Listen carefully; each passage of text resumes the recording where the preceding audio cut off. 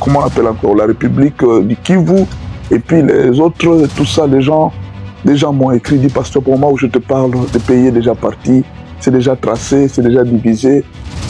Félix ne peut plus rien. C'est lui d'ailleurs que les Américains ont choisi pour faire ça et tout ça. Alors j'ai reçu beaucoup d'alertes, les gens étaient découragés. Oh pasteur, tu vois, on t'avait dit, tu vois, Félix, lui aussi était un pion des Américains. Et d'ailleurs, tu n'as même pas vu, on vient de nommer un ambassadeur, membre de la CIA au Rwanda. Apparemment, j'ai comme l'impression qu'il faudra qu'on aide les gens à ouvrir les cerveaux. Je comprends maintenant l'importance de faire comprendre aux gens les actualités. Beaucoup de gens ne comprennent pas. D'abord, il faut vous poser la question. D'après vous, vous pensez que la guerre de l'Est, elle s'est faite pour quoi? C'est une guerre des minéraux. D'accord. Maintenant, supposons que les Américains balkanisaient la RDC. À qui cela profitera? Les coltans et les autres, ça va profiter à qui? Les Américains ont constaté que les coltans de l'Est et tous les minéraux qui se trouvent à l'Est ont donné les avantages aux Chinois. Et aujourd'hui, les Chinois sont devenus très orgueilleux vis-à-vis des Américains à cause des minéraux qu'ils pillent en RDC. Ils se sont dit, non, on doit mettre fin à cette histoire des Chinois. Sinon, la Chine va continuer à nous dévancer.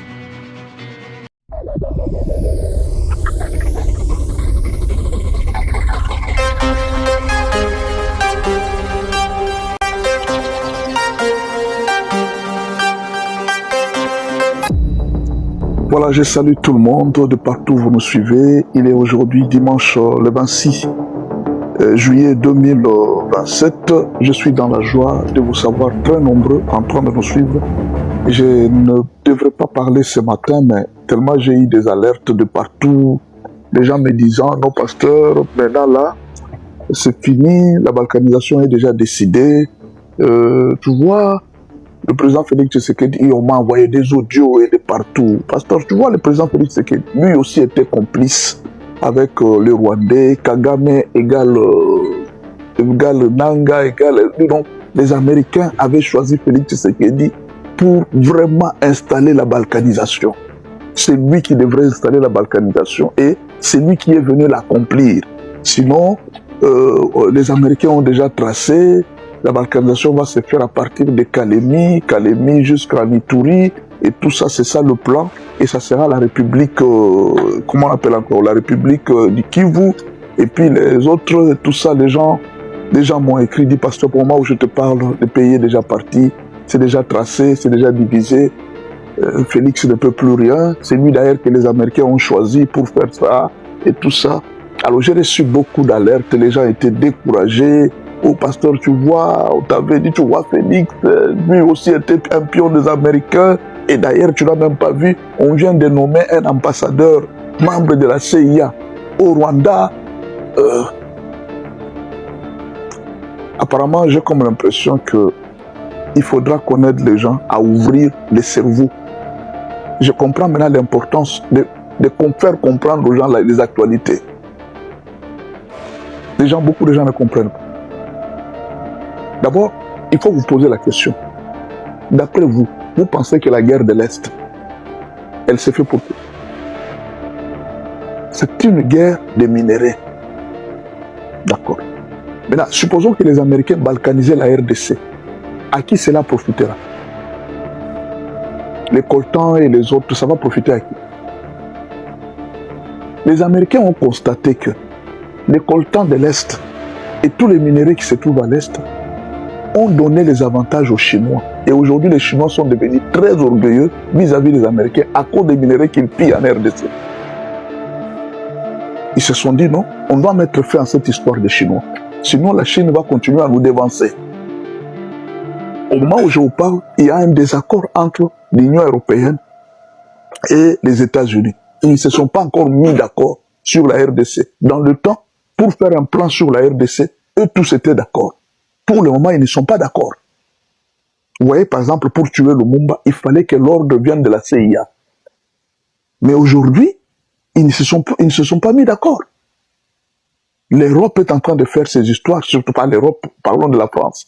La France est en train d'entraîner l'Europe à faire, parce que la France est une grande puissance au sein de l'Union européenne.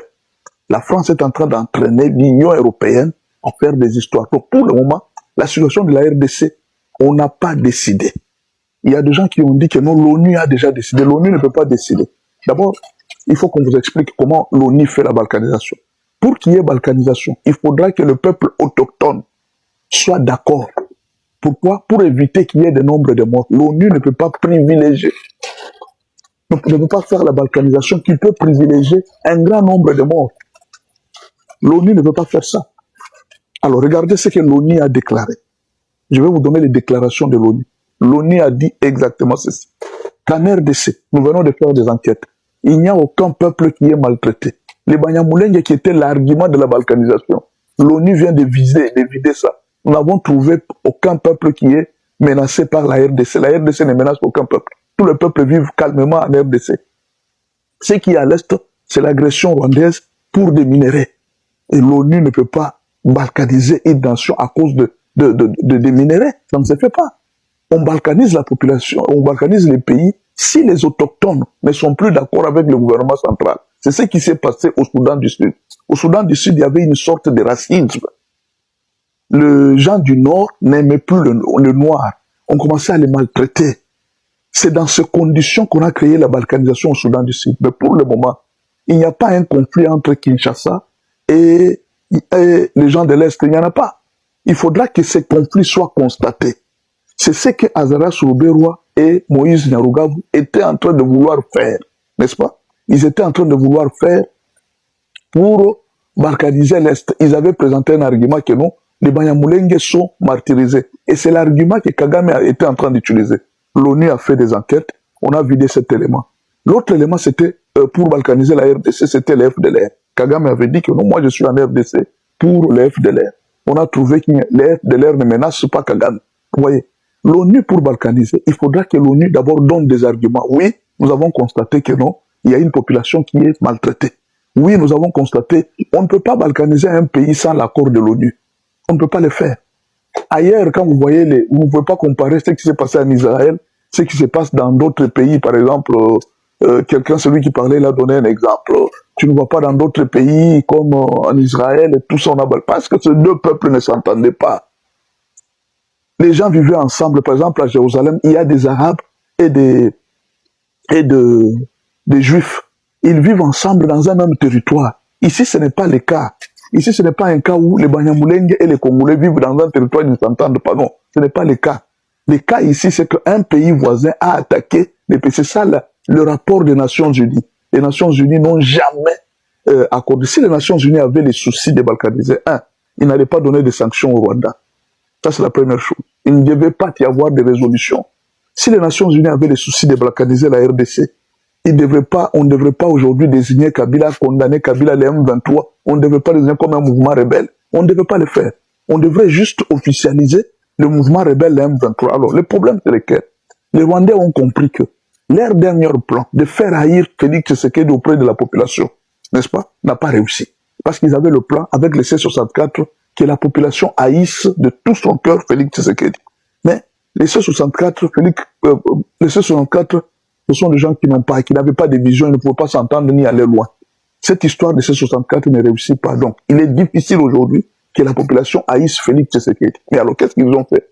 Ils commencent maintenant à faire une campagne pour dire que non, Félix a vendu le pays, parce que leur force, c'est les mensonges et la démoralisation du peuple. Et c'est ce qu'ils sont en train de faire pour le moment, démoraliser les Congolais. Et les Congolais aussi, malheureusement, ils sont très naïfs. Ils acceptent facilement n'importe quelle information. Tellement ils n'analysent pas, tellement ils ne voient pas. Les Nations Unies ne peuvent pas balkaniser un pays où les autochtones ne sont pas d'accord. Sinon, il y aura un bain de sang. Ça ne peut pas se faire. Le grand problème, c'est que il n'y a pas quelques jours suivi notre information que les M23 sont partis voir les chefs coutumiers pour leur dire que non, Tshisekedi a déjà accepté que nous puissions faire le dialogue avec lui.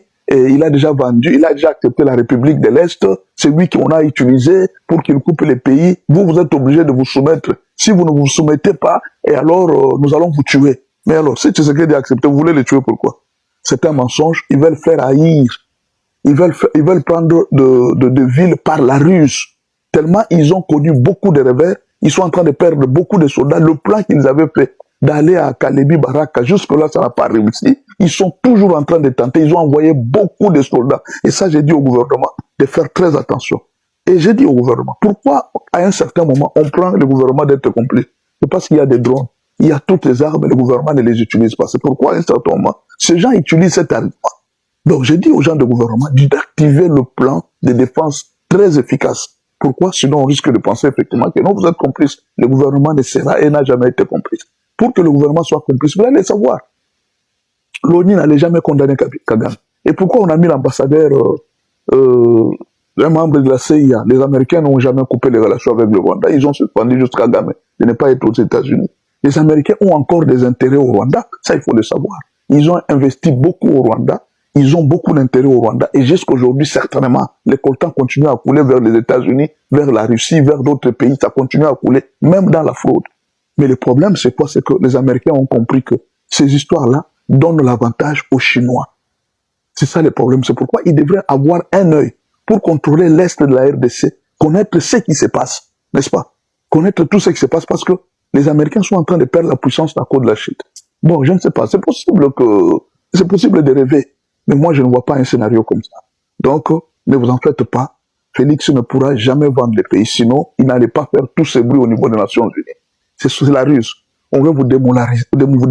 Comme ils ont échoué de vous démoraliser à partir de Kinshasa, ils veulent maintenant vous démoraliser à partir de fausses informations. Soyez éveillés, Congolais.